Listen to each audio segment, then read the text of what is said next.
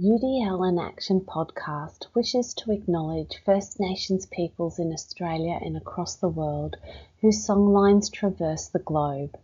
We pay respects to their elders past, present and emerging whose cultural traditions inspire and continue to educate. I have two questions this week. Firstly, what are some practical strategies for offering alternative responses in hands-on subjects where tasks are usually very physical and process-driven? And secondly, in workshop-style classrooms or science labs where equipment and layouts are fixed for safety reasons, how can I still provide multiple ways for students to interact with tasks and demonstrate their learning without compromising safety? In today's episode, we are really going to get to the heart of inclusive teaching because practical subjects like science, technology, engineering, art, or industrial workshops often assume that every learner can interact in exactly the same physical way. UDL challenges that assumption. I'm your host, Rebecca Rosenberg. And joining me as always is my wise and generous co-host, Rhonda Laswell from Indiana. Rhonda is a retired educator and Universal Design for Learning coordinator. She's spent nearly 2 decades immersed in UDL as both a teacher and a professional development coach for educators. It's always inspiring to listen to your lived experience, Rhonda, of putting UDL into action. It's my pleasure to do that. It just pumps me up.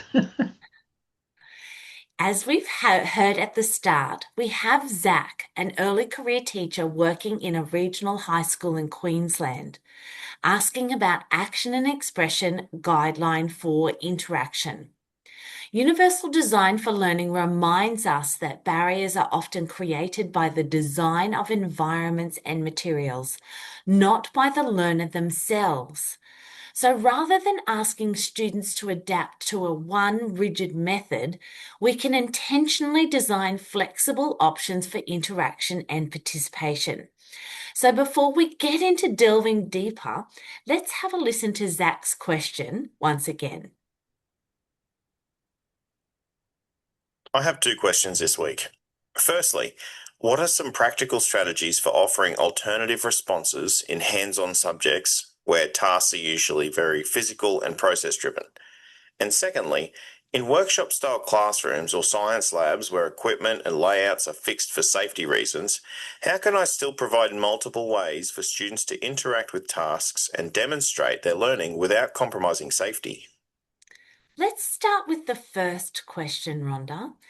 In many practical subjects, students are expected to demonstrate understanding through physical performance. For example, building something, conducting an experiment, manipulating equipment, or completing a process step by step.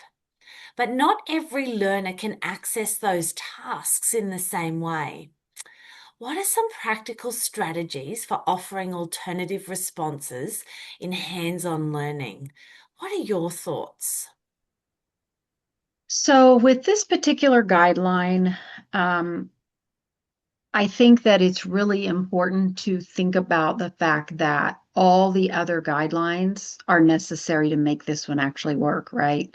So you have to have those building blocks and you have to have those options in place with engagement and with representation in order to make kind of the rubber meets the road work.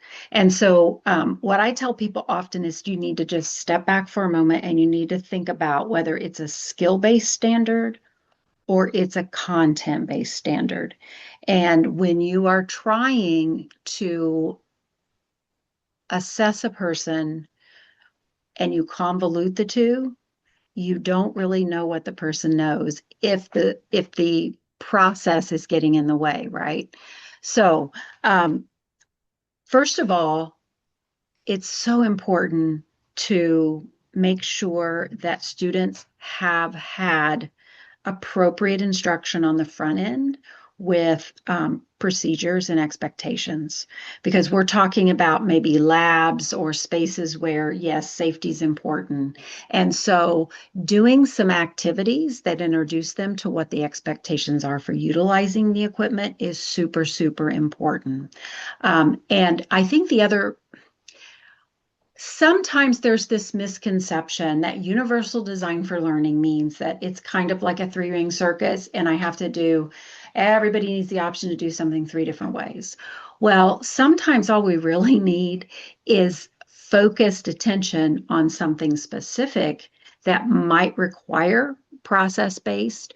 However, there are ways around that. And let me give you just one small example. When I was in the classroom and we were needing to do an assessment, and there was both content and skill-based built into it, I made sure that there were sections of the exam that were content-based, sections of the exam that were skill-based, but then there was an overlapping. So students may fill out and answer some questions that are multiple choice, and then they may go over and go through some stations and do some specific work where they're actually completing a task and recording what they're finding there.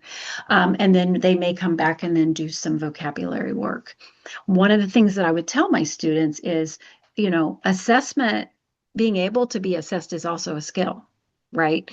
So you need to learn how to navigate that. And it's okay to say, there's going to be some multiple choice.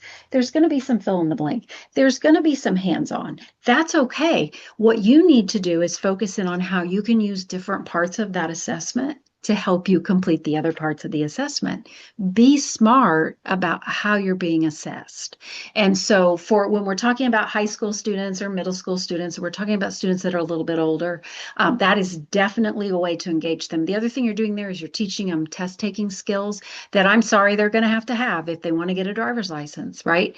If they want to go to law school, they're going to have to take the LSAT. If they want to go to middle school, I realize there are these things in the way that can be a barrier for some students, but at the same time too, give them their best chance. So giving them their best chance means teaching them how to navigate these tools. And specifically with methods for response and navigation, allowing them to go through that process without there actually being a grade attached to it the first time or two. One of the things I did was I used just science vocab and some very low level labs, just introduce them to using the equipment properly and getting to interact with the tools of the room, right? So they can see that those things are there for them to help them, right? And take away some of that fear and that intrepidation, and that, yeah, occasionally things get dropped and broken, and that's okay. This is not a punitive environment. I think making them feel as comfortable as possible, giving them the opportunity to act and interact, and then just having a conversation. Tomorrow we're going to have an assessment. I'm going to be coming around and moving around the room. However, you're going to have the opportunity to do this for part of it. You're going to have the opportunity to do this for part of it, and the opportunity to do this for part of it. And the other thing too is the first time that they do something with either a tool or an assistive technology should not be the time that they're assessed. They should know that stuff forward and backward before they ever have you assessing them on it. Does that make sense? It sure does. You've really reiterated consideration 4.1, which is what ways can we vary and honor the methods for response, navigation, and movement. And you've so clearly explained your thoughts. So it's very much about building building skill set around how to feel confident with being assessed, because it is a skill that all of our students do need to learn. You may, like personally, I'm more inclined to assessments, assignments rather than exams, but I have most certainly had to sit exams time and time again throughout my life, especially even in my teaching degree.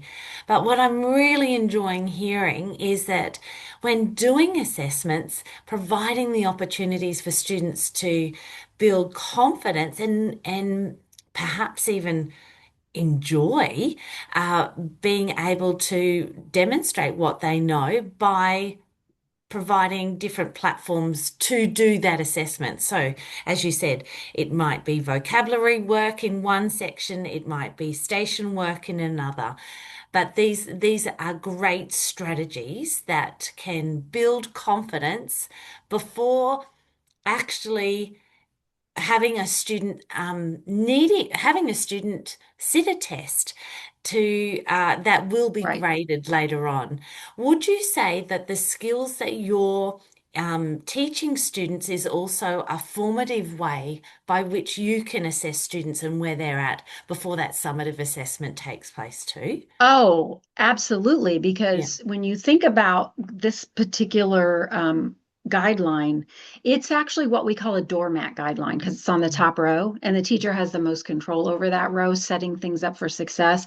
That row is also good for having people do partner and small group work. So, for an example, I observed an algebra class one day, and they were beginning something new that was going to build off of something they had done. And so they were in groups of four. Some of them had their laptops out using whatever tools that they normally would use through their LMS.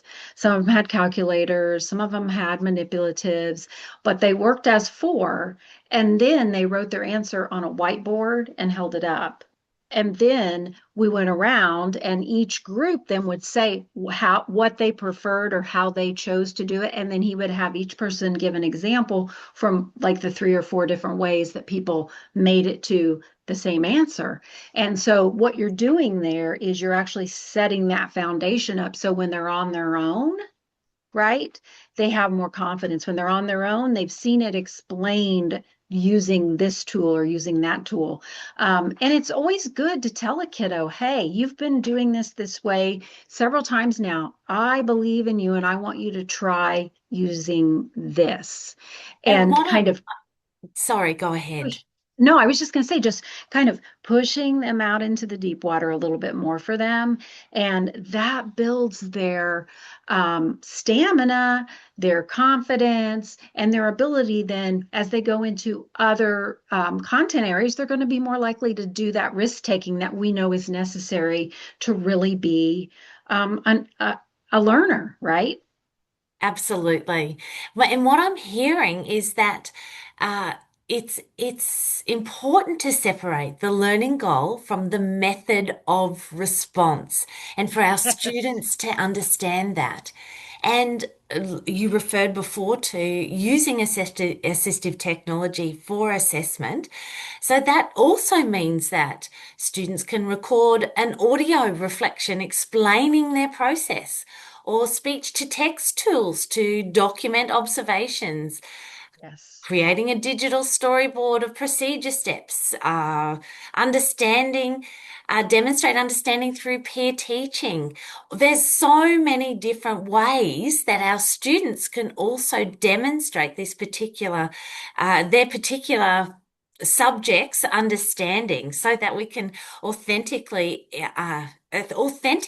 assess what they do and perhaps what they need additional support with. What are your thoughts?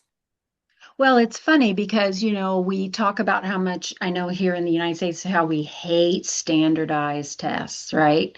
We hate state standardized tests. We hate them, we hate them, we hate them. They're not a good measure of students' learning. And then how often do you walk through a building and when it comes exam time or assessment time, what's happening? Everybody's doing the same thing, the same way, at the same time. And I'm like, but I thought you hated standardized tests. And you have to kind of go, wait a minute.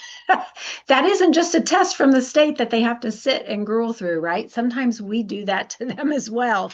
And so just catching yourself and saying, you know what? That's easy. I get that. I can put it through the Scantron, or I can sit down and go A, B, B, B, A, C, D, D, B, right? And I can grade much faster.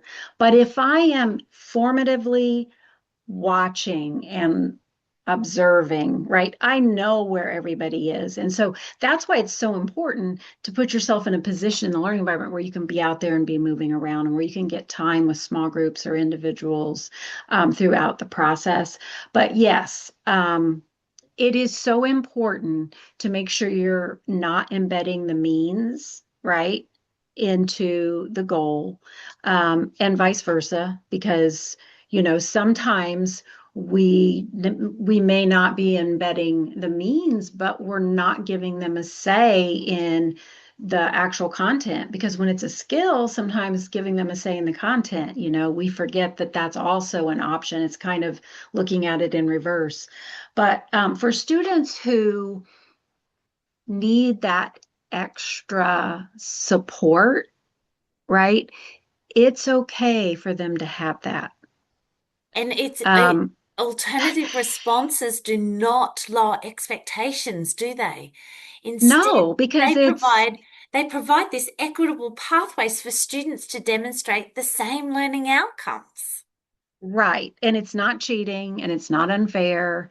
One of the big arguments that I have had with people over the years that I think comes back over and over again is that listening to reading is not reading. And I said, well, how many audiobooks have you read? Oh, you didn't read those, you listened to those. Very If good. you can answer the comprehension questions, you know what I mean? Now, granted, do we need to teach our kids to read? Yes. But what do we tell parents to do to help our children read early and to read? Read to them. What is listening to reading? Reading to them. What happens if I let them listen to reading? They're going to be much more likely to read. So, Absolutely. are you going to say that's not fair and take away something that's actually going to cause them to do better in the long run? Or are you going to say, well, it's not fair? Yeah, that's right. That's right. Now let's move to the second part of the question about fixed workshop and lab environments. This is a really realistic challenge because safety requirements are non-negotiable. Right. Equipment placement, movement pathways, and supervision protocols often need to remain structured. But UDL doesn't mean removing structure, it means increasing flexibility within safe boundaries. Rhonda, how can every learner meaningfully participate in fixed environments? What are some options for flexibility in these situations? So when you don't have flexibility in the space or in the procedure and the process they're going through, then ask yourself what could be done or given to each student to help them be more successful. And I'll go back to what I said earlier. UDL isn't a three-ring circus, and it isn't that you got to have 5 different things going on at one time, or that for each station you have to have 5 different ways. But it is about making sure that students have what they need to be successful. So when they approach that activity, what is it they can take with them to that location so that they can be what we want them to be, and that is strategic and action oriented. We want them to be able to go with a plan. We want them to know what the expectation is ahead of time, and we want them to have any scaffolding or resources that can help them be successful at that station, right? So whether that is a note card that they're allowed to put information on, whether it is a tool that they can use when they're there. And I always go with simple things because I feel like that kind of makes it click better. But let me give you an example. Students have to write. They have to literally physically write. They can't type. That is that's a standard, right? That you have to be able to write. So let's say a kiddo needs a pencil grip, Yeah. right? Because they don't have enough core strength. Maybe they just need a stool. Just because a student isn't identified with an IEP doesn't mean that they can't have scaffolding and support when they approach these different tasks and stations. And so, and you may have for whom students would do better in that situation if they could come back during a study hall or a break or a lunch or something too, if they need more time. But it isn't always about time. I know that's in the States, that's something we write into IEPs all the time. They need extra time. And I'm like, yeah, well, extra time really isn't going to help most of the time, right? What they really need is some scaffolding, and they need some resources, and they need to be taught how to use those resources, which goes back again to the whole point of this guideline. And that is teaching them how to use the tools that are there for them at those structured locations. And so Yeah. we have to be super intentional Mhm. about teaching them those procedures and processes, but also how to use those things, because I don't want the barrier to a student demonstrating what they know being them not knowing how to use the tool. So clearly labeled equipment, visual safety instructions, color-coded Practice. tools, and practice and accessible digital instructions are all going to be these are all strategies that are going to build knowledge, skill, and confidence to be able to complete the task as required, but in a safe way that's Yes. not going to hinder anybody's safety. Well, and another easy way around this is just to say, guess what, guys? I understand this is structured and we have these parameters. However, today's going to be practice day, no grade. We're going to walk through it. I'll give you an example of my granddaughters recently flew for the first time on vacation, and they'd never been on a plane before. So, and a couple of them have a little issue with large, loud sounds, and we know what that's like when those engines fire up and you push back. So what my son and daughter-in-law did was, and I'll, this is such a funny story. They come bounding into my house one day and we were talking about vacation. They go, "Do you know what we've been doing today, Graham?" I said, "What?" They go, "TSA checkpoint practice." I said, "What? You've been doing TSA checkpoint practice?" "Yes, Graham, we've been practicing going through security." Think about that for a moment. Their experience was flawless. We had no behavior issues, but they practiced everything from the time they walked through security till they were going to get on the plane. And it wasn't new, it wasn't overwhelming. It wasn't like, I don't know what to expect. And so practice, practice, practice is so important. And you say, well, there's not time to do that. Well, you know what? If you're doing some group work, why can't you have two groups of students practice while you're going around and checking in with people on questions and things that they have? It's really about dividing things up so that you can be about the room and you can be about finding out what needs to be done, but that you can also allow them opportunities to get out there and do the things they need to do that support them rather than hinder them in the long And run. it's expected rather than unexpected.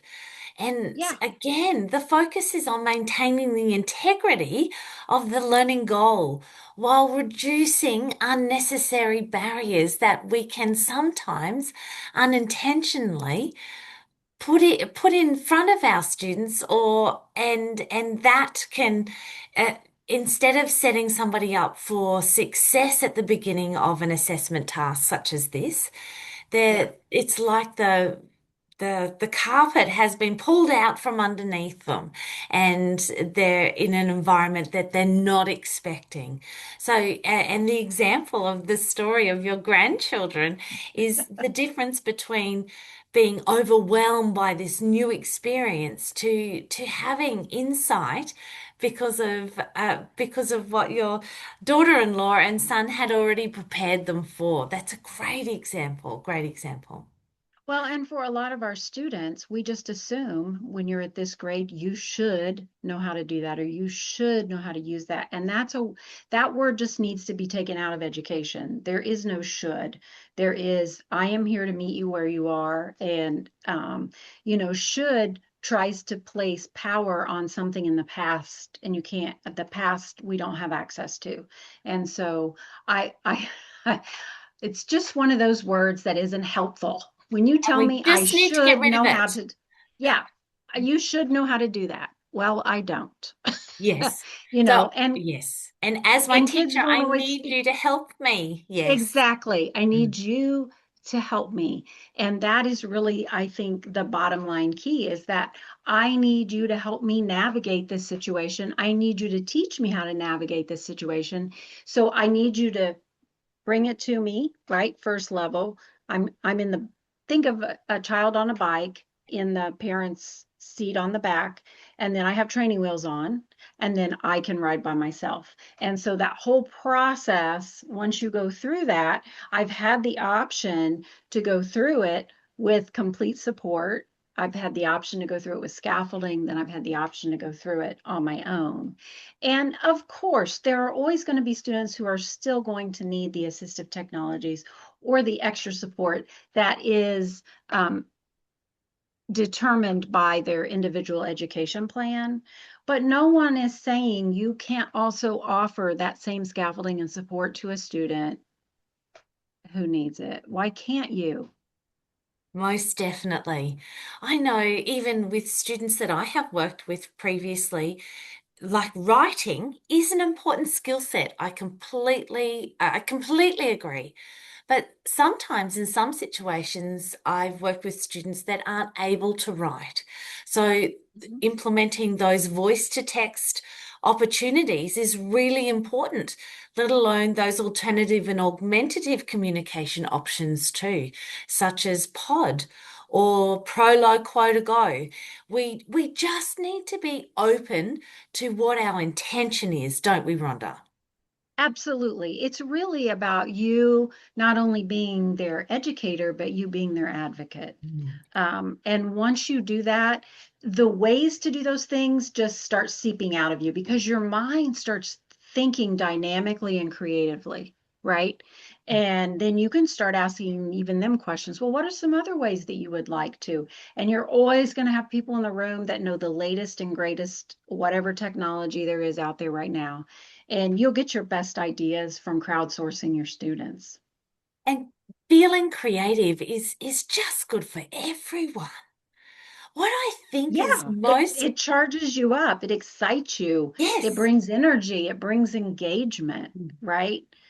And then you don't have that fear and that trepidation because you know that the teacher's got your back and they're there to help you be successful.